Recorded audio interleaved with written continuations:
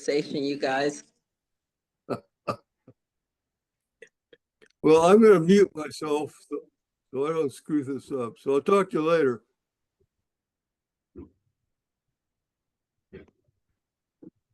Good afternoon, Kiwanians. Welcome to our Wednesday meeting. Isn't it a gorgeous day outside? I see lots of springy looking folks today, which is nice. Oh, I see Lance Bowen. Nice to have you here today.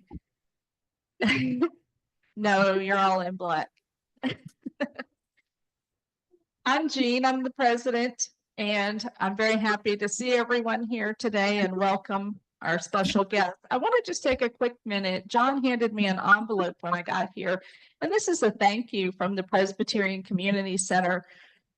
On behalf of our staff, and most importantly, our clients, we wanted to thank Kiwanis for your wonderful grant. This means so much to us and helps us a lot. As we construct our new building, we see additional need due to the times. So we will put your investment in us to good use. We thank Kiwanis for all you do for the Valley and to create a better place. So let's give ourselves a hand for that.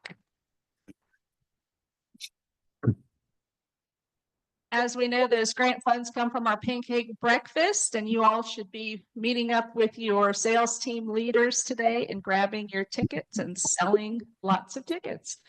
All right, let's welcome Gary Dirk up to the podium for our call for introspection and Pledge of Allegiance. You all have heard the saying, what you see, what you get. When you look at the world around you, what do you see? Do you see a place filled with problems, obstacles, limitations, chaos?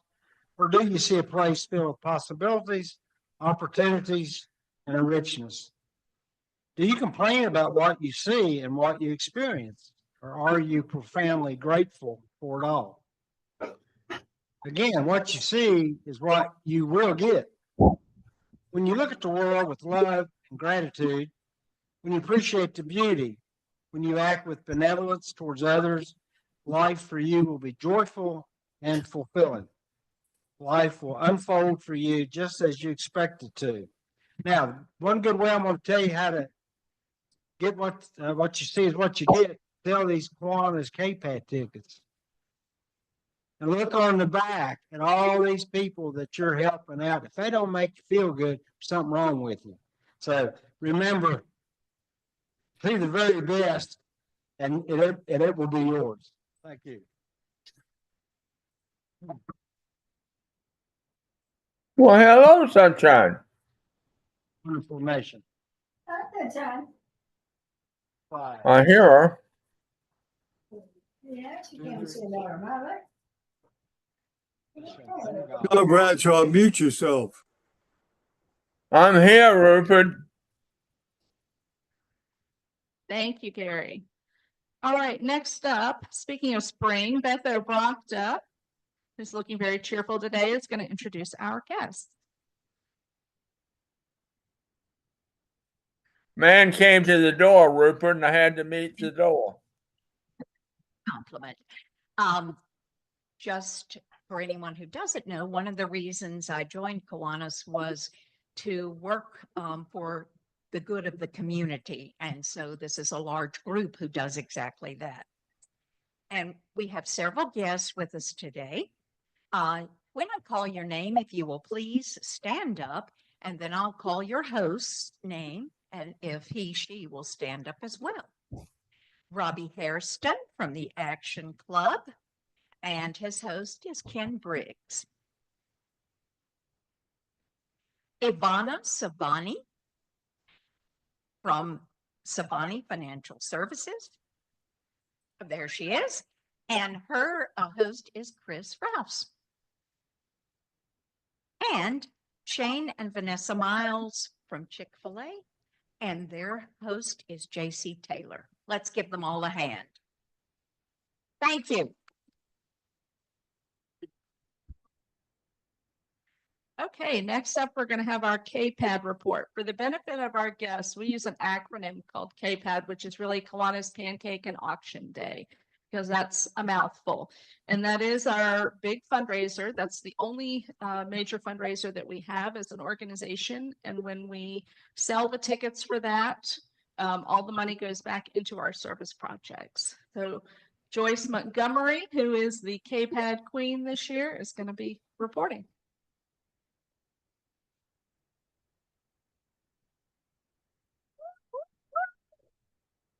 Money, money, money. That's what we're after. Money, money. But first, as you'll notice, I'm kind of missing my team captain.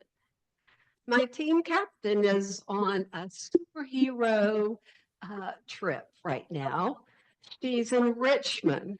I'm sure all of y'all, or most of you, know her significant other, Jeff.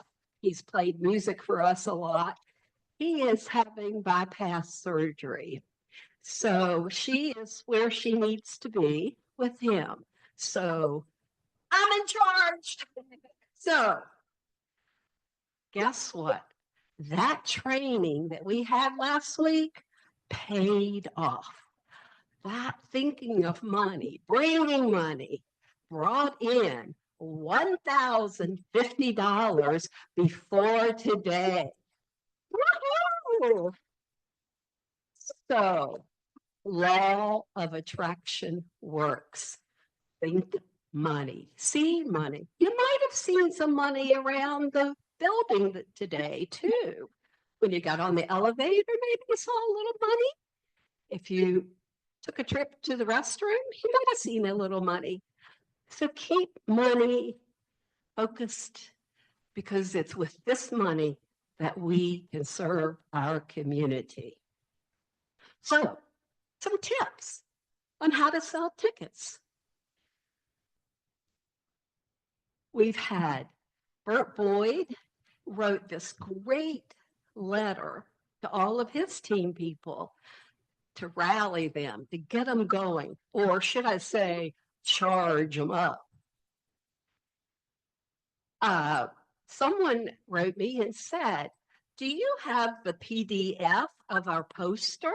I'd like to send that to people to ask for money so they could look at the poster. Great idea. We have that. We can send it to you. It's a smaller version, but it's got the same information.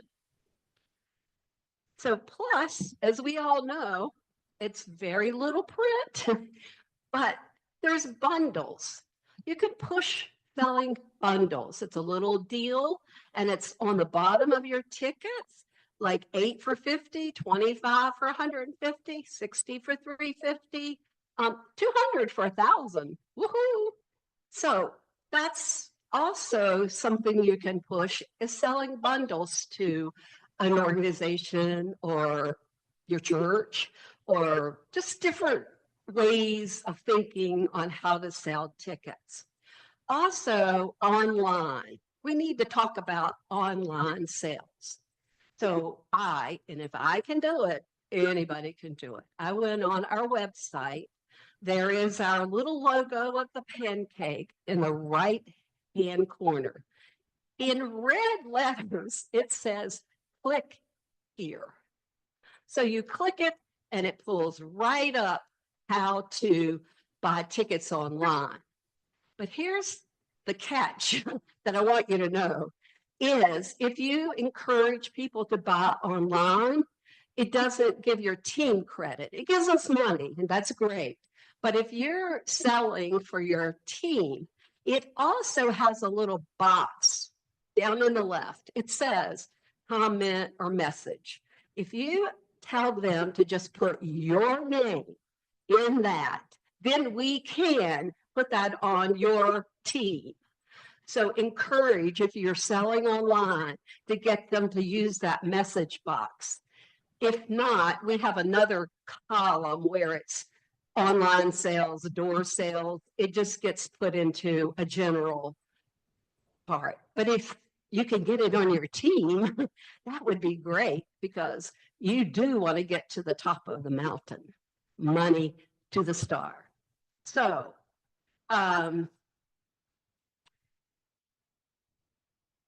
also, I say, if like tomorrow only, if somebody walked up to you and said, here's $1,000, call me. I will come and get it and we'll include it in today. After tomorrow, it goes next week. So in case you just happen to have somebody you've been waiting on and they show up tomorrow instead of today with their money, I will be happy to come and get it and we can count it for this week. After tomorrow, it goes on the next week, so just hold it till Wednesday. If you can't come on Wednesday, guess what you do? Call me, call Lois, we'll come and get your money. I hate to say it, use us. We're here to help raise the money for our community. And then the other thing we have is each team will have a star, and the star is going to go up to Mill Mountain, and each star is a team's name will be on it. We want to see who is going to get their team to the top of the mountain. So what are we going to think about? Money. Yay! It's about money. So sell. Thank you.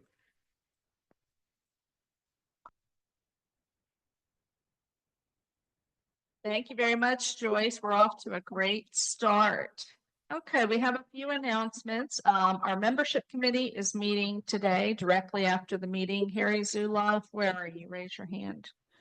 Harry, there you go. Okay, so Harry's going to be doing that.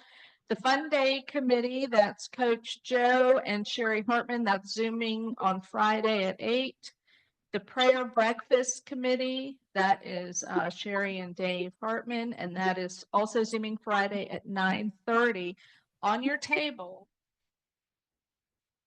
are large size posters as well as smaller flyers for our Interfaith Prayer Breakfast.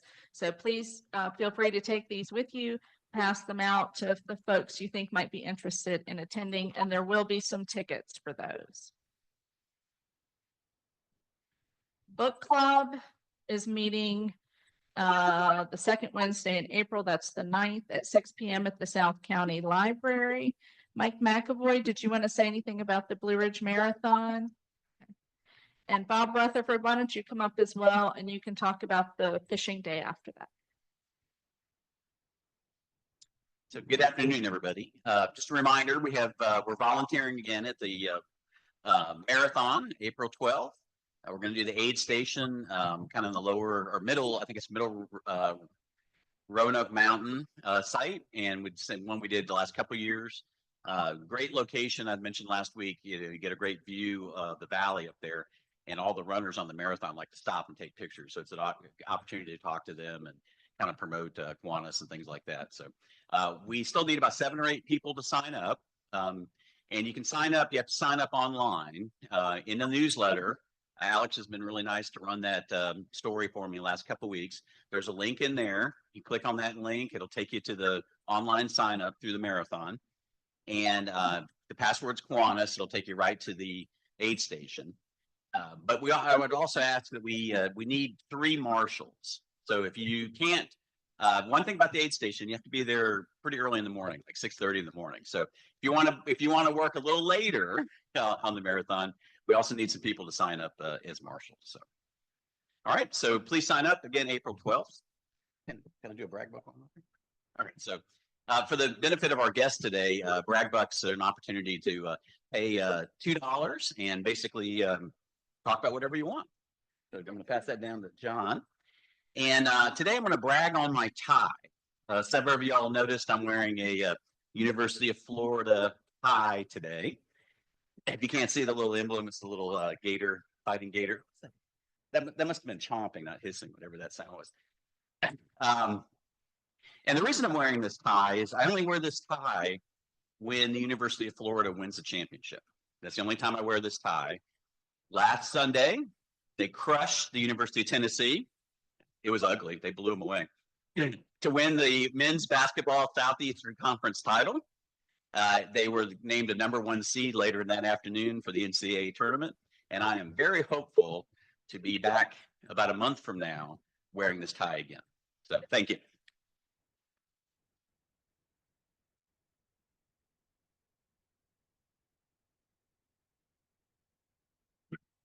Actually, Reese Kessler will be wearing his Duke tie. Yeah, I'm Bob Rutherford with Kids Fishing Day, which we had handouts last week. These are all on your table. Number of you've participated in the past, and it's at the same place, Hope Tree Family Services Pond over in Salem, where we've had it for years. As usual, we always need more fishing guides. We have about 30 kids every year, and we like to have at least 15 fishing guides, and probably we only had about 5 signed up so far. But the good part is that JC always comes up with people to help, and also through Ken Briggs have gotten acquainted with Trout Unlimited, whose contact is Richard Light. If y'all remember John Light, who John and I both joined 14 years ago when Ken recruited us. They're hoping to have at least 5 people help, with the guides. They also have lots of programs for the future that maybe we can take advantage of, and probably will teach the kids how to fish. And also, they also have handicapped fishing, and got surprised for one of our future presidents for that.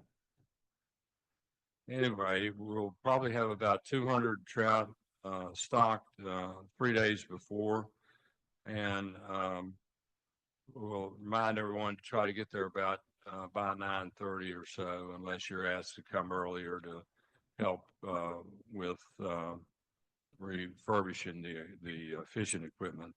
And as always, Reef, Amy, and Lee are going to be doing the cookout. Thanks, and I hope everybody will sign up and come participate. It's a really fun day. Thanks. Thanks, Bob, and thank you, Mike McAvoy. One other announcement I wanted to make. On your tables, you have an invitation from the Kiwanis Club of Salem, our neighboring club. And many of you remember Lisa Bain. Lisa was a president of the Salem Kiwanis Club and also a great community member in the Salem area, and she passed away. So the Salem Club has turned their golf tournament fundraiser into a memorial tournament in Lisa's honor. And we have sign up information on the tables if anyone would like to participate in that. Does anyone else want to do a brag bug? Come on up for brag bugs.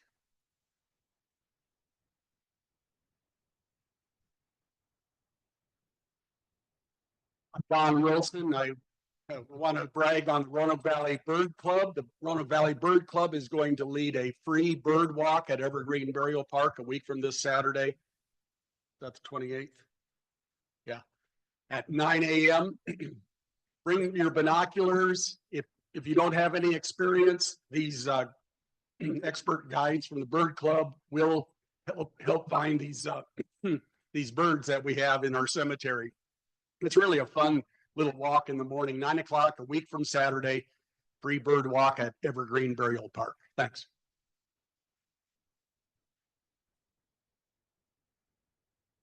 Buddy, I'm Jill Fluff, and my daughter is currently a senior at Salem High School. She has finished 12 years of cheerleading, and also she's accepted to Tech, JMU, and VCU, and she's decided to go to Tech. She's going to be majoring in human development on the pre-med track to become a pediatrician. So I'm so proud of her. So I just wanted to share that. Thank you, guys.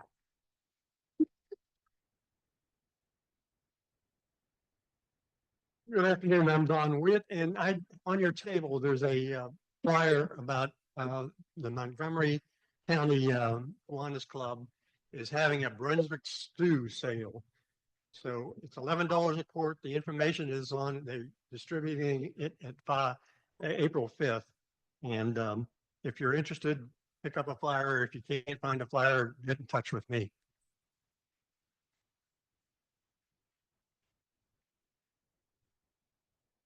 Afternoon, Jackie Bledsoe here. On your table, you're going to find these gorgeous flyers for our prayer breakfast, May the 1st. I want to brag on the office manager of my church. For the past 4 years, whatever the theme is, she comes up with something relative to that theme. This year's theme is Peace Be With Us, and this is a dove, the world behind it, and we know we need peace right now. But I just want to brag on her. There's no charge for this. She prints them and designs them. So I just want to brag on Donna. Thank you.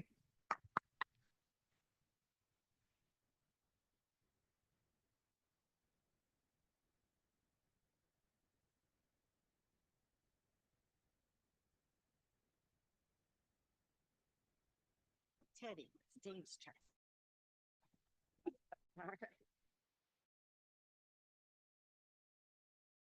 Go close. Hi, wanted to second what Jackie said about Donna. We appreciate her effort. On another note, I would like to recognize Chris Rouse and J.C. Taylor for their help in setting up the speakers. Thank you so much. It's you've been really wonderful getting these speakers together.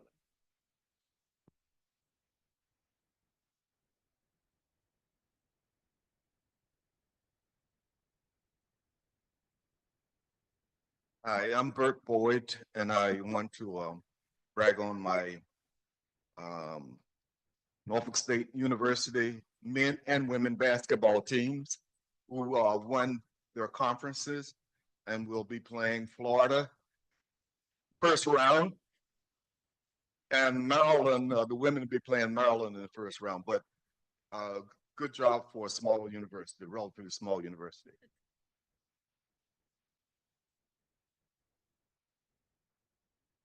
All right, and for the benefit of our guests, all the money from the brag bucks goes into our club's foundation, which helps us support our service projects.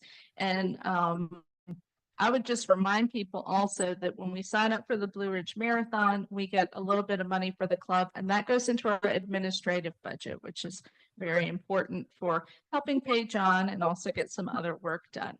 All right, now I'd like to introduce J.C. Taylor, who is going to introduce our speakers.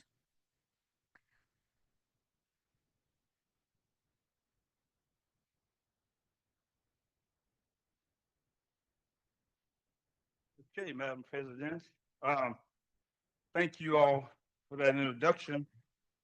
Before I introduce our guests, I want to, you got a couple of minutes, use my brag here.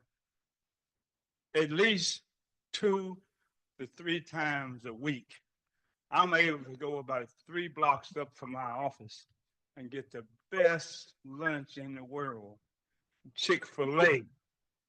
So I'm going to brag today on Chick-fil-A for being there when I need them.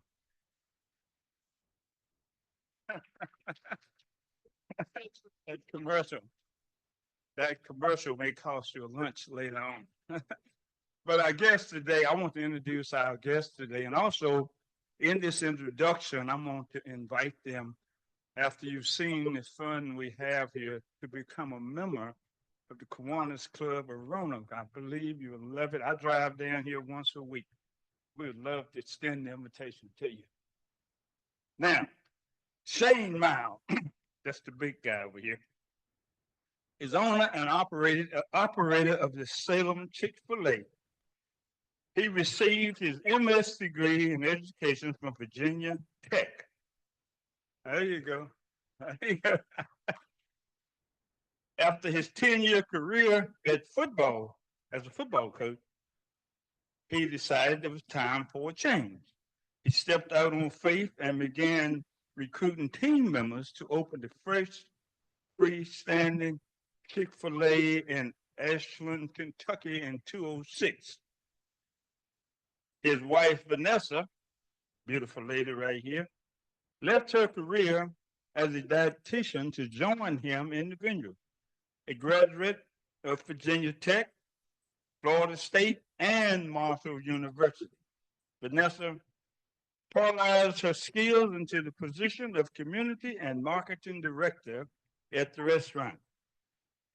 While operator of the Ashland Chick, Shane was given Chick-fil-A's highest award, Rookie of the Year. After 6 years in Kentucky, the couple decided to return to their hometown to open the much anticipated Salem Chick-fil-A in June 2012. Together, Shane and Vanessa enjoyed the challenges and demands of the growing restaurant known for exceptional customer service. To both known and nervous guests, they credit their team with executing the experience with the greatest of care. They believe locally owned and locally served is the best way to do business. Shane and Vanessa feel strongly that our purpose is to build on Truett Cathy's legacy of faithful stewardship.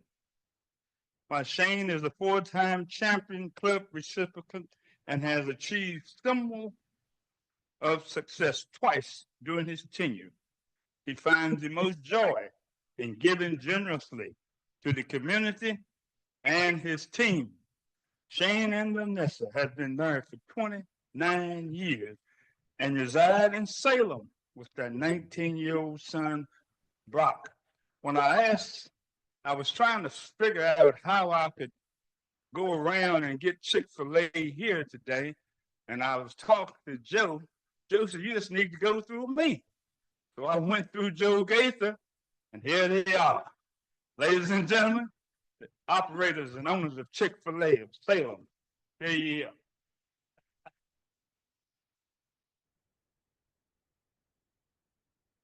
Thanks for having us in that introduction. And we've worked with Deacon Joe. Well, Vanessa does all the community stuff. So the donations and outreach and all that. So Deacon Joe and Vanessa got hooked up 10 years ago, whenever it was. And we're very thankful and we feel privileged to work with Shiloh Baptist a lot, along with numerous other organizations. I got to tell my Florida story. So when I was coaching at Marshall, so I don't remember the year, 2000, 2001, something like that. We went down to the Swamp. I was at Marshall, and people asked me the best place you ever played or coached, the loudest. Without a question, the Swamp was the loudest place I've ever been to in my life. So the first quarter, when it was still a relatively close game, we couldn't even hear each other on the headset. Florida ended up kicking our butt pretty good, 49-7, I think.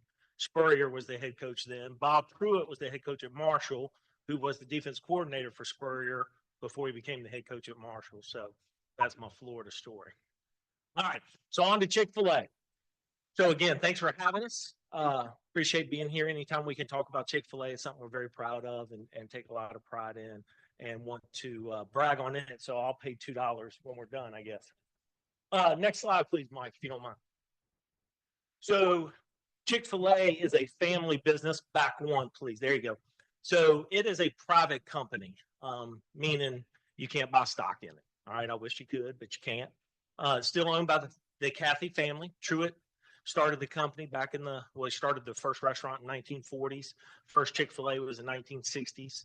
We now have over 3,000 locations. Andrew Cathy is one of the grandchildren of Truett, is now the president and CEO of the company. So it's in its third generation now. And like I said, we currently have over 3,000 locations across the country. So top left is me, my son Brock, and Vanessa right here. Brock's been boxing nuggets since he was about 6 or 7, and I'm the owner, so I don't have to worry about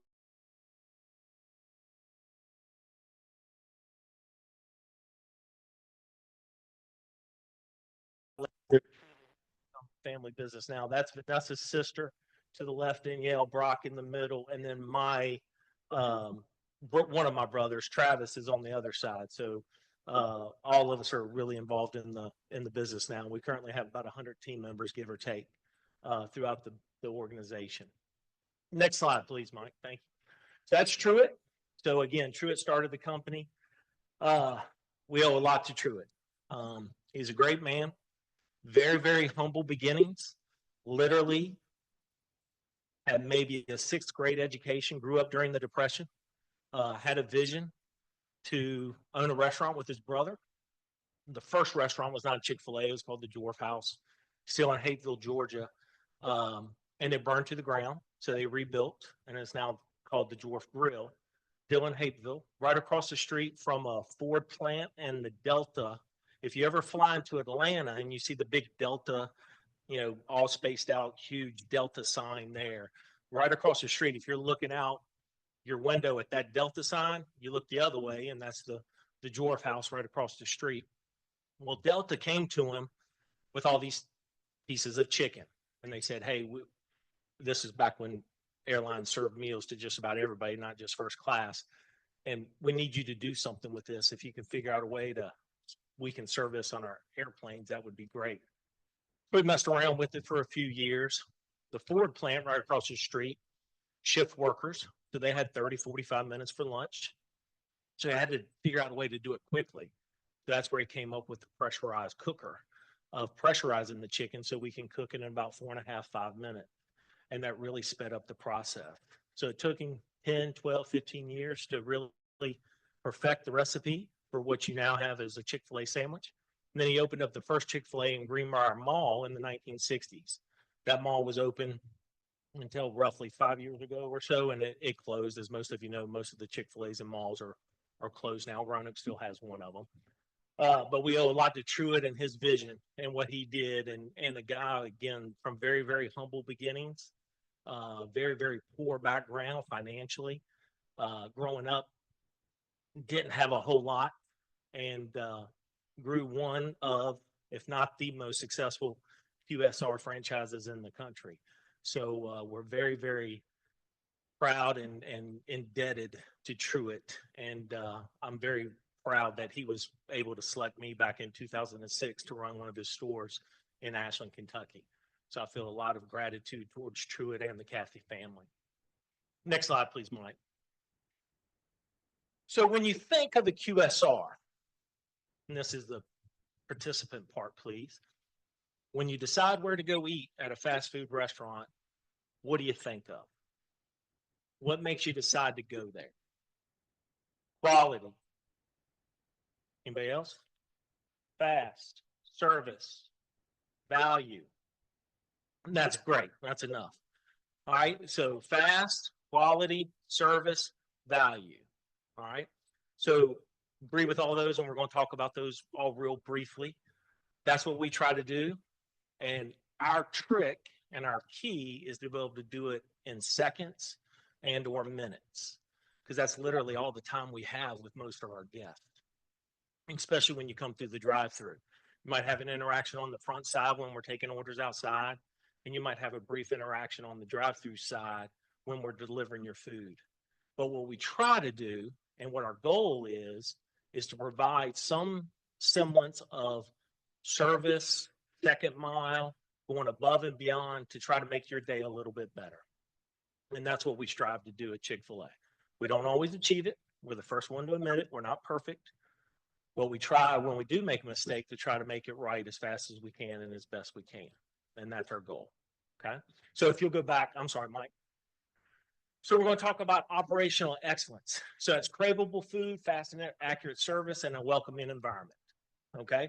So when you come to a Chick-fil-A, whether it's Salem, Roanoke, Bonsack, Georgia, California, wherever you may be, you want the experience to be roughly the same.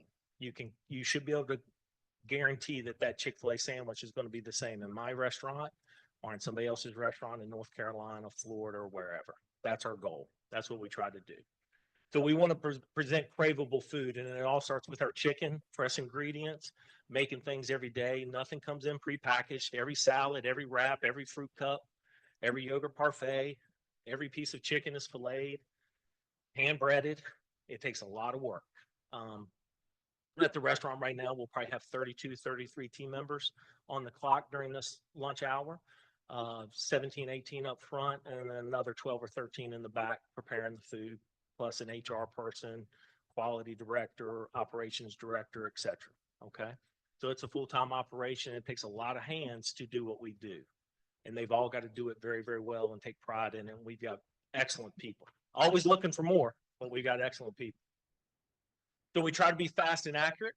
as best we can. We try to provide a welcoming environment that goes from the moment you pull on the parking lot. We want our landscaping to look good. We want our parking lot to be clean. We want our team members' appearance to be professional and look good. We want their uniforms to look good. Everything we can do to provide those things for us. Okay. Then we want to have attentive and friendly team members. So we talk a lot about the core four. So what the core four is, you want to create eye contact, you want to smile, you want to speak enthusiastically and have a fond farewell. And again, the issue with us, or the concern, is we're trying to do that in seconds. So one of the reasons why we went to taking orders outside years ago, it does help with speed of service, but it also provides that extra eye contact and that point of connection with the guest rather than just speaking into a speaker box. It gave that extra touch point where we could see if you're having a bad day. We can recognize JC coming through every day and we know who it is. They know who he is. They know his name. They know his order.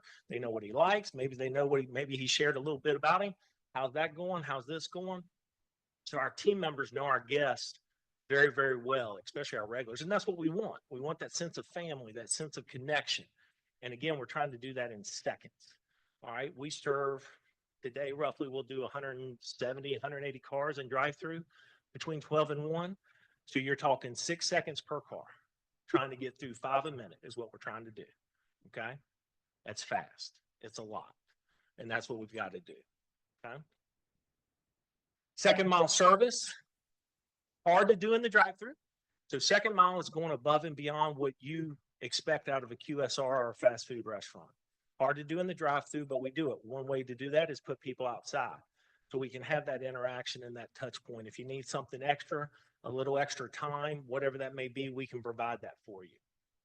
When you're in the dining room, we certainly want to try to do our best to get your refill, pull your trash from you or your tray to put away for you, get you extra sauces, ketchup, napkins, whatever it is that you may require, that most QSRs or fast food restaurants don't do those sorts of things. That's what we're trying to get across. Okay. Next slide, please, Mike. Now I'm going to let Vanessa take over. So caring for people, I'll touch on that, and then Vanessa will talk about the community part. So caring for our people. So when we talk about our people, we're talking about our team members and our guests. All right. And the way we visualize it, it's just one big circle. Okay. Guests to team members to guests, guests to team members. Without our guests, we have no business. If you're not paying full price for chicken, there is no business. There is no way for me to hire 100 people. There is no way for me to provide to the best of my ability that they are well taken care of. So a couple of things we have done for our team members, all through the lens of the guest paying full price and you all agreeing to pay full price because it's a choice. You have a choice every day where you choose to go to eat. And we want that choice to be us. We're also good when it's other places. We don't want anybody to go out of business. We don't want anybody to suffer. There's enough business for everybody if we all do our jobs and do it correctly. So what's enabled us as we've grown to a multi-million-dollar business, it's enabled us to do benefits for our team members. So for example, our average wage is over $20 an hour. We take care of 401ks, insurance, paid time off. It's like any other professional business you can think of. But we're only able to do that because we have our guests. And our team members take care of our guests take care of our team members, and it just keeps going around in a circle. And that's what we're most proud of. Our retention rate is through the roof. It's never been better. And we work on that constantly. Yeah, knock on wood. We work on that constantly because it is so hard to find people that want to serve and want to serve in our environment. It is not easy. We are very fast. It is very difficult. It is fast paced. You're out in the elements. For those of you that come by at any Chick-fil-A, they're taking orders when it's 25 degrees outside. They're going to be taking orders in a couple of months when it's 95 degrees outside. It's part of the job. And that's what we got to do. So it's very, very difficult for us to find those people, but we try to make it worth their while on the back end through pay and benefits, et cetera. Okay. All right. Miss Vanessa. Yeah. Come back. Oh yeah. Yeah. Go ahead, Mike. Next slide, please. So here's just some things we've done for our team members. Okay. So we're big on scholarships, and it's not just for education, meaning secondary education, but for trade schools, truck driving schools, anything that a team member would like to do beyond high school, we will certainly help them pay for that tuition, whatever that is. So we're big on that. We started that 15, 16 in Ashland, and we carried that down to Salem. So the last couple of things that we've been able to do is, since we've been open now 12 years, we've had people starting to reach their 10-year anniversary. So we're very excited about that. We've had 4 people already reach their 10-year anniversary with us. So, you know, one of the things Vanessa and I, to try to make it special with the first team member, was we decided when they got to their 10 years that if we were able, and we were at the time, and we still are, able to give them a $10,000 bonus. So we're very excited about that. The issue with being first, it's great. Now the problem is everybody expects it and knows it's coming. So the secret is out of the bag now. But we're still very thankful that we're able to do that. And again, it's because of our guests. Our team members take care of our guests take care of our team members. And this is one way extra we can take care of our team members. So we're very happy about that. We do other things, have Christmas parties, scholarships, random drawings, prizes, all that kind of stuff. I'm very passionate about that. As I've learned over the years, you got to take care of your team. Team will take care of your guest, and we're all in this thing together. Okay. And then Vanessa, the biggest shock to me when we opened in Ashland was the donation request. I was not ready for that. As somebody came from coaching, didn't know anything about running a business. And the phone would just ring constantly, and it still does. And we learned real quick, we got to have somebody to take care of donations. Because for me, it was just kind of whatever mood I was in. If I was in a bad mood, I said no. If I was in a great mood, I said, sure, why not? But that didn't work real good. So I looked at Vanessa. She's much better at it than I am anyway. And she takes care of our community stuff now. So. Thank you. Thank you, Shane. Mike, would you please advance 2, please? And yeah, there we go. So as Shane said, he's very passionate about giving back to our community. Among all the challenges of owning a business, this is his greatest joy. He loves giving back. That did come with some overwhelming moments when there was lots of donation requests. And so we've learned to be very intentional with that because our restaurant is located in Salem. That is our trade area. And there are 4 other Chick-fil-A's in the Roanoke Valley. So we need to be very respectful of how we serve our community and allow the Roanoke stores to take care of their community and their relationships. So we have a lot of community partners. There are some that just call, like Deacon Joe, and we say, yes, we'll do it. And that is developed through trust. We know what Shiloh does. We know what they mean to the community. We know that his church is the hands and feet there on the ground. And so it's easy for us to support them. So we have lots of school and church partnerships that have been longtime partnerships. One of these, I'm just going to highlight a few of the things we do. We love to give food away. We don't like to discount food. To me, that cheapens what we're doing. And I will give food away before we will discount food. A lot of times people will say, oh, just give me a 25% discount. And I am not the brains behind the business. You've probably picked up on that. Shane is very high level numbers. He's brilliant when it comes to the financials of a business, but we've never made 25% profit as a restaurant. You just don't have those margins in the restaurant business. They're razor thin. So when people say, oh, just give me a 25% discount, there's not that to give, but the profits are very small. So we often give our food away.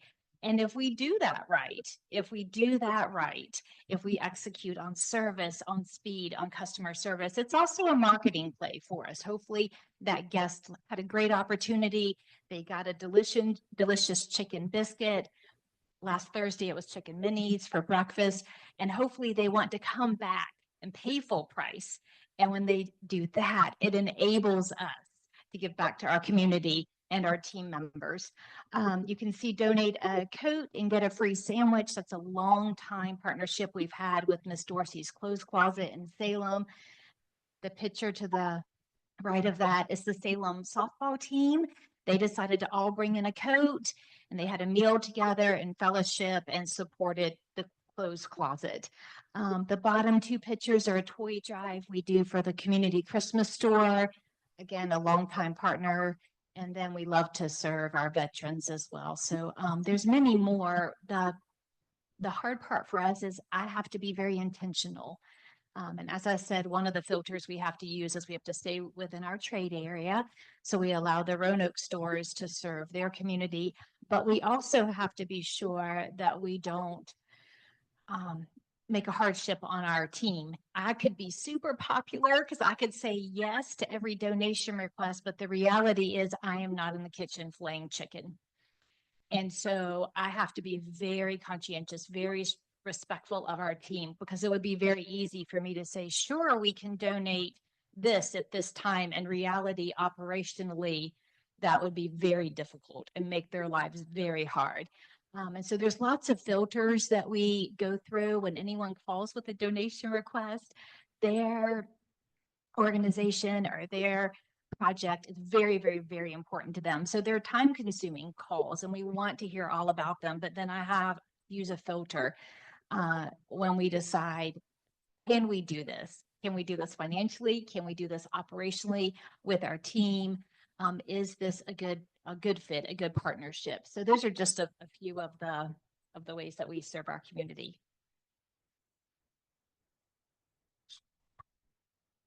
Yep, exactly. So we left a few minutes for questions and answers. So while you're thinking of those, before everybody leaves, because Vanessa does what she does, so we got what we call DOCs to give everybody. We'll meet you at the door.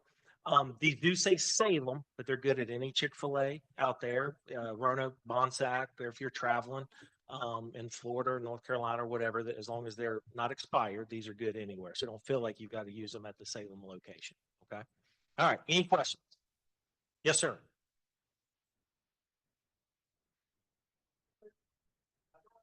Why they treated us so well with the training program that you have for your staff. 8 years ago, my wife and I sold a big old farm house in Old Southwest. Mm-hmm. Yeah. Somehow she found out that the boxes. Yeah. Waffle fries. Yep. Yep. That's right. That's right. Yep. Yep.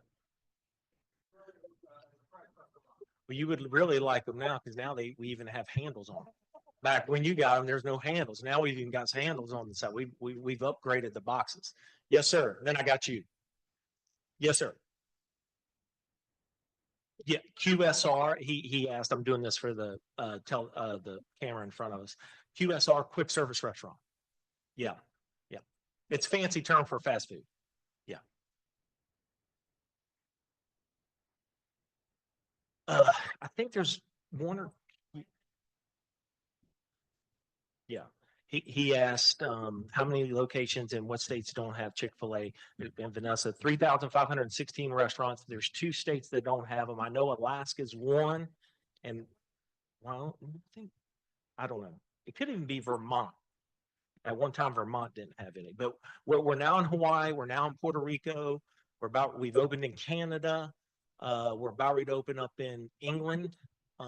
So with Canada and England, now we're technically international. Puerto Rico, I think, has 3 or 4 stores. Hawaii's got 3 or 4 stores on just the 2 islands, one on Maui, and then I think there's 2 on the island of Oahu in Hawaii. So yeah. Yes, sir.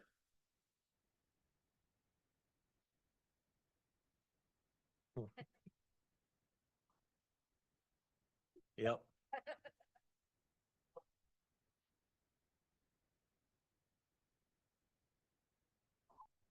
Sure. Yep. Yep. Well, again, back to Truett. Truett started that, and that's part of the agreement. You will never see a Chick-fil-A open on Sundays. The only time I've ever produced food on Sundays was during a snowstorm 6 or 7 years ago. Chief Crawley for the Salem PD came knocking on the door. I was outside shoveling snow and stuff. And he said, "Hey, is there any way you can feed my officers?" And I said, "Chief, it's Sunday. And I'm the only one there." And I thought about it for a minute and I said, let's go. So me and Chief Crawley went in the kitchen, put the breading table together and threw some nuggets down and made some nugget trays and did some simple stuff like fruit and stuff that I could do pretty easily. So we can produce food on Sunday, but you can never sell it. That would be a big no-no. And we're very thankful for Truett. Because again, one of the things that helps us attract and keep talent is everybody knows they're going to have Sunday off. So that's a guarantee. And in the restaurant industry, it's 7 days a week.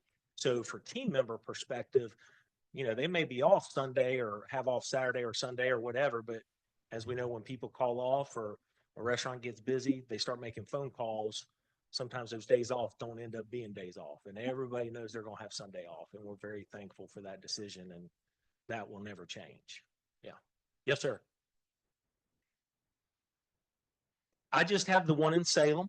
And then he asked, how many stores do I have? I have the one in Salem, one in Salem, yes, sir. And then I help with the 2 on Virginia Tech's campus. No. Bob Childress has the 3 in Roanoke. He has the one at Valley View inside the mall. And then he's got the one at Southern Hills. And then he helps with the university location at Radford. And I help with the 2 on Virginia Tech's campus. Yeah. Yes, sir.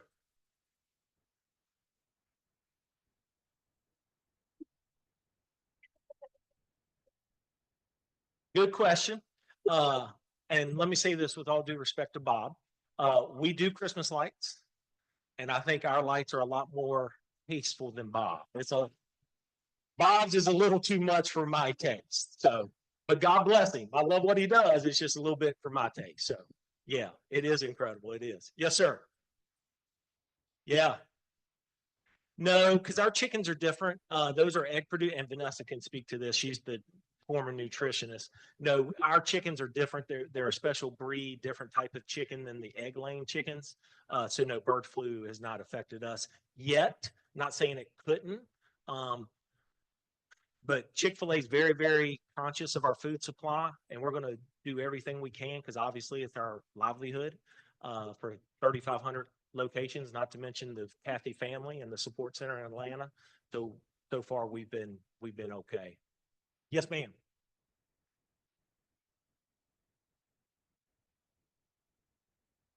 No, there's nothing that, yeah. So you want to speak to this or, yeah. So with the FDA and a couple new laws came down the pipe in the last couple of years, we've got to be able to trace our food all the way back to its source if there's ever a problem. So if I'll give you a great example, sometimes we're out of tomatoes or lettuce or whatever. And why don't you just go to Kroger and buy it? Well, number one, I would literally take all the produce they had out of their section and it would last us about an hour and it would tick off the next 100 Kroger customers coming through to try to buy lettuce because I've taken it all, but we wouldn't be able to source it back to its origin if there's ever a problem. So we've now got to be able to trace our food all the way back to production and through certified produce and suppliers and distribution centers, etc. Now, all of our food is fresh. The closest chicken plant that we use is actually out of Edinburgh, Virginia, which is right up 81. Then there's some plants in South Carolina, Georgia, Tyson, Pilgrim Prides, Claxton's. I mean, these are all the big chicken manufacturers out there. Yeah, it's difficult for us to do from a safety perspective. If there were ever to be a problem, we would have issues. Yeah. Yes, sir.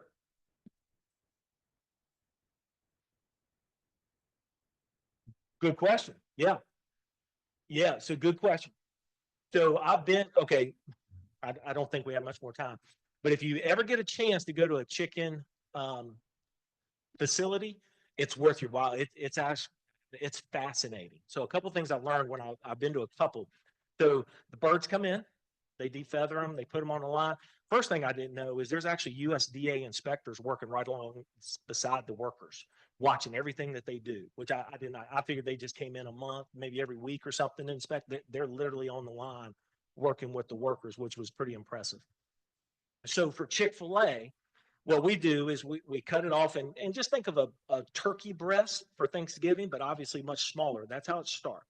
Once they debone it and defeather it and do all that, okay? Then they send it down a line. And now with computers and cameras and all that stuff, they take a picture. And right then it says this breast weighs, this breast has this dimensions, diameters, etc. Out of this breast, we can make 12 fillets, 24 strips, 36 nugget.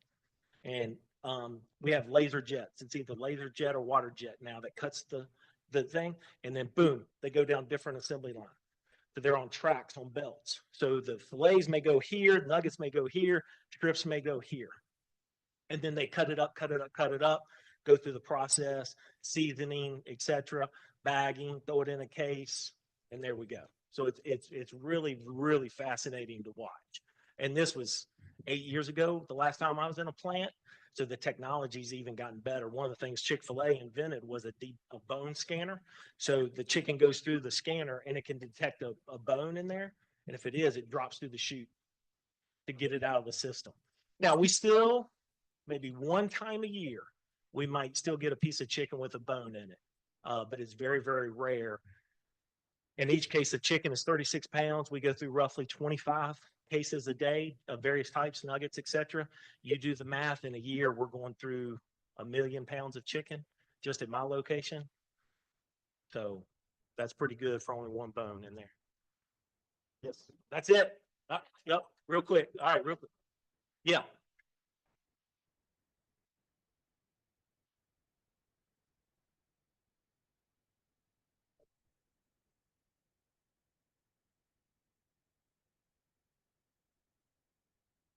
Well, we would call those an inline location or a DTO location, drive-through only. And to me, those are all about the demographics of that area. So the real estate folks at Chick-fil-A, local operators are input and saying, hey, in this location, a DTO would work because maybe only the land is so big. So we want to put a Chick-fil-A here, but it's got to be smaller footprint. Or our customer base has told us, we're too busy. We're moving. We don't want to come inside and eat. We want everything on the go. So those are more regionally or city specific where they make those types of decisions. That's the reason why I don't think you would ever see a DTO or an inline in Salem or Roanoke, because I think more people here have the time to come in and sit down, etc. So, yeah. Thank you. What an awesome presentation. Now, we do have a small honorarium, and you might be surprised to know that this is going toward Shiloh Baptist Church.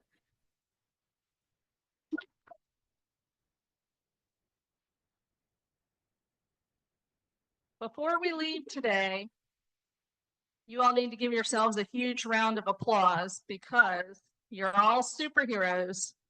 For our first week for pancake tickets, $4,255.